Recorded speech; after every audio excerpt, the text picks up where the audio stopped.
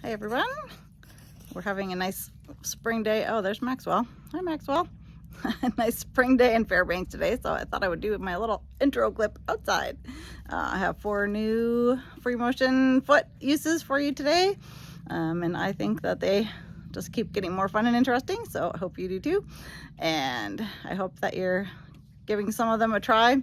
And if you know of any kind of unusual ones and you're not sure if I'm going to cover them or not, then let me know, because I might or might not have them, but I keep learning new ones. So if you know of anything unusual, then please let me know and I will make sure to include it. So enjoy this week's video. All right. I'm back here with my butterfly panel that I finished doing some stitching on, and now it's ready for quilting. So I'm going to try an unusual quilting design. So I already did some because I already tried making this video, and the sewing machine was so loud that you couldn't hear me talking at all. So I'm not going to try and sew and talk at the same time. So I'll talk a little bit first because you can already see what I did. So I have the machine set on zigzag again, but this time I'm doing more of a satin stitch, a little bit closer together. And this particular quilting design, you have to backtrack over everything. You have to, go do a loop and then go back and then do a loop and go back. So the actual design itself is a little bit tricky. So it might even be worth drawing it on there before you start, because that's the trickiest part. Because sometimes it takes a little while to get back to double tracking over everything you did. So you'll see what I mean when I'm doing it. But yeah, it's a little bit hard to talk and do this at the same time because it's very loud. So, but yeah, I just set it on zigzag again, which we did once before, but this time it's just more dense. So it's a little bit different. So I'll try and do a little bit again here. So it doesn't I'm gonna stop. It doesn't have to be as dense the first time, and then when you backtrack over it, you can make it more dense.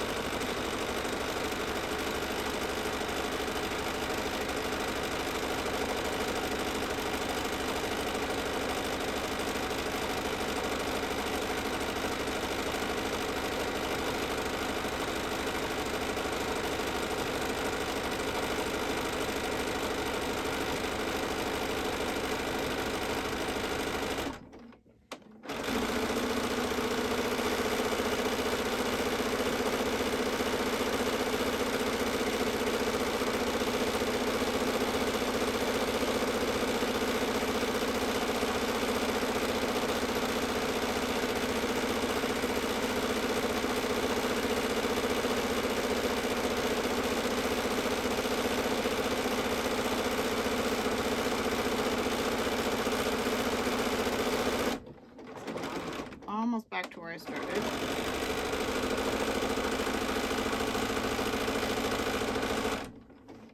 And you can see that, sometimes I would go to a new spot and then back up partway and then do a new spot and back up partway again. And eventually you end up backtracking all the way back to where you started. So at this point, it might almost be worth jumping to a new spot because, I could drive through this little skinny spot here, but it is hard to connect everything all in one shot. It's almost worth, starting maybe over here and doing a new chunk. So it's definitely unusual, and I might not do it on an actual quilt that you want it to be nice and soft, because it does all that, the more stitching you add, the more stiff it's going to get. So it's great for a wall hanging, but it's definitely kind of unique and different and something you might not have thought of. All right, this next one is yarn couching, which is really fun. So it's where you are attaching yarn at the same time that you're doing your free motion. So I have a yarn couching foot on here. And the way this works is these little dental floss threader things are the best for this, because I have to get the yarn through this hole and down through the middle hole. So that's really tricky to do. So I've got a couple different types of yarn to try here. So first I'm going to stick this in here and then down through the hole.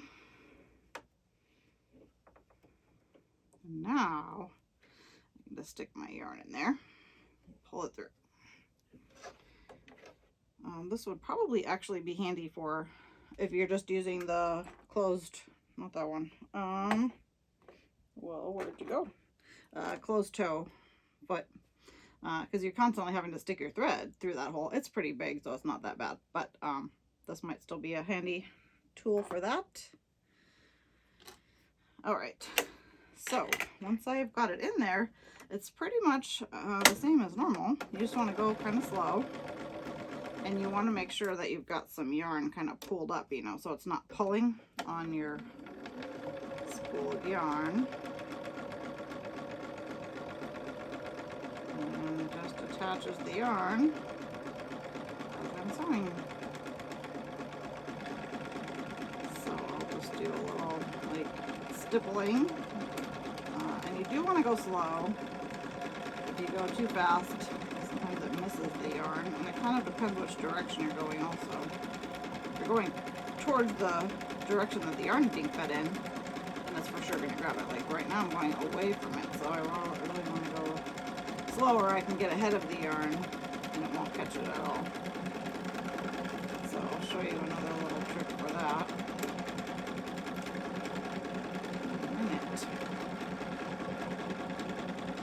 I'm not really sure how I'd use that one. See now there, I don't know if you can see, but I missed a spot there.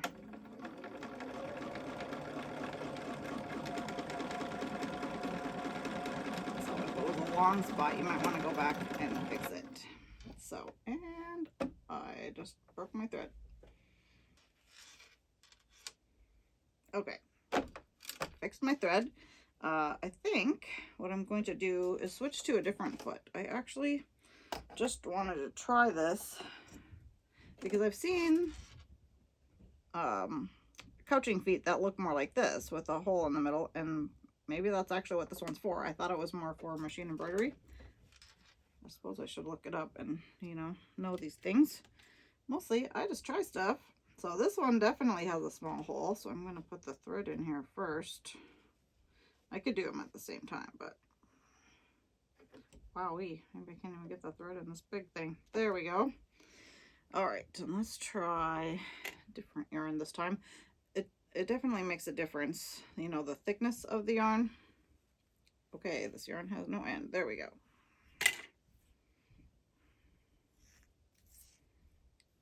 Okay. Put my little thingy back down there again. Pull that through. So this is just a plain hole. It doesn't feed it through the side. It's just going in through the same hole as the thread. So when I was trying this, I found that it was actually a little bit of an advantage because, as I said, as long as you're stitching in the direction, so let's say I want to go this way, I can make the yarn go that way. And if I want to go this way, I can make the yarn go that way. And it's going to be much more likely to catch it. It's hard to do it completely backwards, but you kind of can. There you go. So, a little bit tedious to have to... Let me show you what happens if I don't. So there, I missed a whole chunk altogether because I was purposely holding the yarn out of the way. So, you know, you do have to be a little bit careful and try to get your yarn, you know, kind of being fed in approximately the direction you're going. So going backwards is the trickiest, but it's still kind of cool, kind of a cool technique, depending on, you know, probably with some practice I would get better at it. So I do this a lot. Make sure that it's loose and pulled up so that you don't pull on the whole of the yarn. For the most part, it does just catch it just fine, no matter what you do, but once in a while.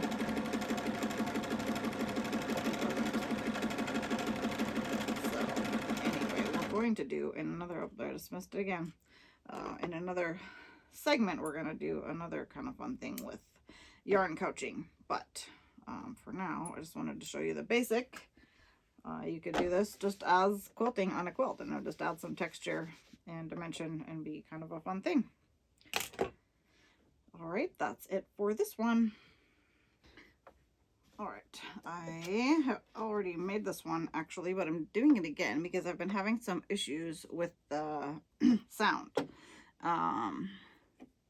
I normally used to just use the microphone on my phone when I take videos, and then I switched to AirPods, and I almost think they're worse. I almost think they pick up more sewing machine noise than my phone did, which was several feet away, which makes no sense. So I'm gonna have to play around with microphones, but in the meantime, I'm going to try to not do too much sewing and talking at the same time, because with free motion especially, the machine's usually going really fast. So what I want to show you right now is, oh, I was trying to keep my hands out of the way. One of the segments in this one has my fat hand in the way for a few seconds, but I promise it goes away, and so I didn't refilm that one. But try to be aware of that. So anyway, before I start this one, which is going to be talking about double needle, using double needle with free motion, or even a triple needle, I also wanted to talk about thread a little bit, because you can thread you know, 2 or 3 threads through your machine. But if your machine only has, you know, 1 pin on it, then you're going to have to come up with some place to put the other threads. And so I also wanted to talk about how, you know, thread used to always come wound this way. And then they started making cones where, so it's straight, it just goes straight around the spool. And now there's cones where it's more diagonal or kind of diamond shaped. So the difference is this one can go on a vertical pin and then just get pulled off the side and it spins around like that. But that doesn't work as well with these. And so these are intended to either go on a horizontal pin. Let me see if I can find the end of the thread here. And then it comes off the side like this, or off the end. Or if it goes on a vertical pin, it needs to go up through something else first. So they make thread, you know, cone holders just for that. A banana rack also works in a pinch, because you know me, I'm always finding a solution. And some people will even just put it in a mug and then put it behind their machine and go up. And I don't know, I haven't tried that one, but I don't think I like it. It might work, but I really like to have it go straight up and through something before it goes to the machine, so there's just no drag at all. So anyway, that's my little free thread lesson. So I've already got 2 threads threaded into the machine, and double needles or even triple needles come in many sizes as far as the needle itself, like, you know, the same 70, 80, 90, whatever needle size, but then they also come with different spacing. So it's like 2 millimeters, 3 millimeters, 4 millimeters. So depending on what look you want, you can get different sizes of needles. So they're kind of fun. Something that I have done with this is like make a musical staff. It's a little bit easier. I don't know if I used a 3. There I am sewing and talking. As long as I go kind of slow, it's okay. It's not as loud. So yeah, I don't know if I went to the trouble of using a triple needle and then a double needle, or if I just did 2 rows with a double needle, and then you gotta still try to line it up, and then you still have to go back and do 1 more to make a music staff, but that's kind of fun. But anything that you can do with a single needle, you can do with a double needle. My fingers again, and I'm sewing and talking again, so I'm just gonna write my name here.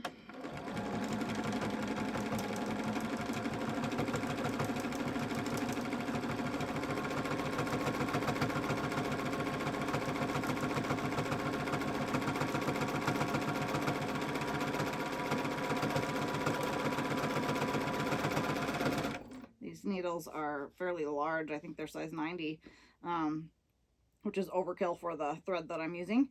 But and so and then the fabric that I'm using is cherry wood hand-dyed fabrics, and it's very densely woven, so I can hear the needle kind of thumping through the fabric. So a thinner needle would be better in this case, but it still works and looks kind of cool. So I don't know how well you can see this, but I also chose a variegated thread that had the color of my fabric in it. So like there's a couple spots right here, so I'll move it over, where it kind of disappears because it matches the thread. It's a very short little speck on here, so it's not a big deal. But if you have a longer section of, yellow thread on yellow fabric, then that section of your free motion is going to kind of disappear. So it's another thing to keep in mind. All right, I'm going to try, whoop. Whoop. Not sure what that was about. I'm just going to try a little spiral thing here.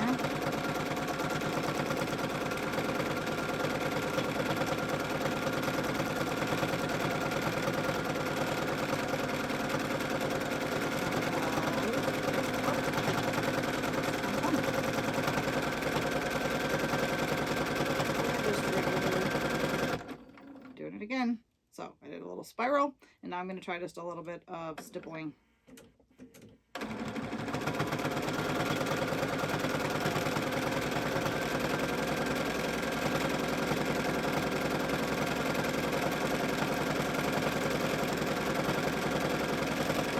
You definitely want to go slow, but it ends up with kind of a ribbon effect, and it's kind of cool.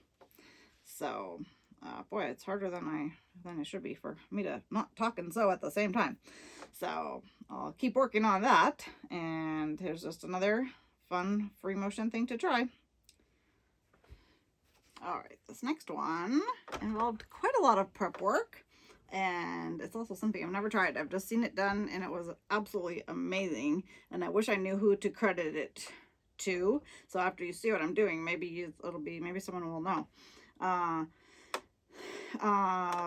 It looks a lot like the trapunto that we did, and it kind of is to start with. I drew a branch and some leaves and stitched around the outline of those, and then I drew a grid in the background about 2 inches ish, and the one I saw was diamonds, but it doesn't matter.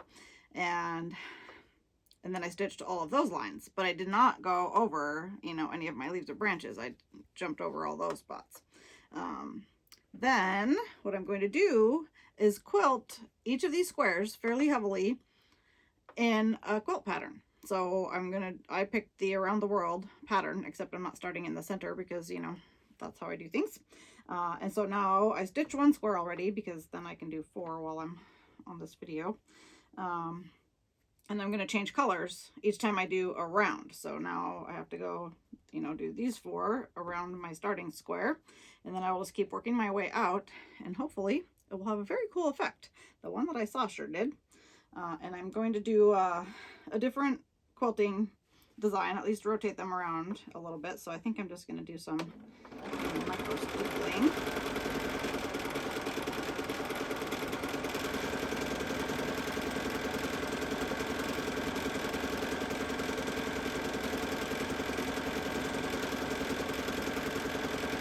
Trying to plan it so that I end at the corner of the next square, so I don't have to start and stop. And I'm also trying harder to not talk and sew at the same time. I'm using my AirPods. I don't have a fancy microphone yet, but I was hoping that would eliminate a little bit of the sewing machine noise, but it's really not. It's been kind of hard to hear if I'm sewing at the same time. So I'm just going to do some more stitching in these 4 squares.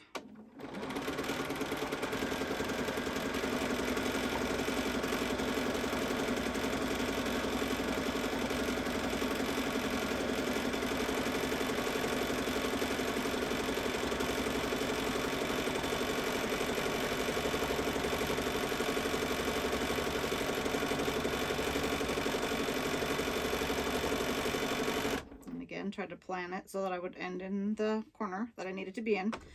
This is wool batting, which is why it's got a great deal of puff to it, because I really wanted this to have a lot of puff when it's done.